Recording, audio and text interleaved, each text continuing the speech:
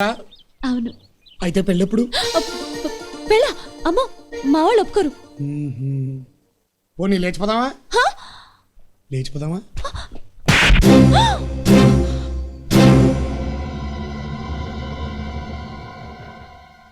లేచిపోదామా అని అడిగినందుకే మీరు నన్ను కొట్టారు. పెళ్లిపీటల మీద నుంచి ఒక అమ్మాయిని లేపుకొచ్చి మరి పెళ్లి చేసుకున్న మిమ్మల్ని రాంభూపాల్ వర్మ గారు కొట్టడం తప్పా సార్? ఆ రోజు ప్రేమికుడిగా మీరు చేసిన పని ఈ రోజు తండ్రిగా మారిపోయేసరికి తప్పుగా అనిపించిందా సార్?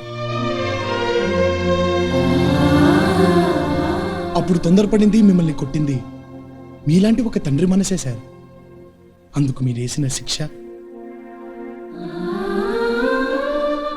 అల్లారు ముద్దుగా పెంచుకున్న కూతురు కోసం 20 ఏళ్లుగా ఆ కన్నవాళ్లు కన్నీళ్లతో ఎదురు చూడటం.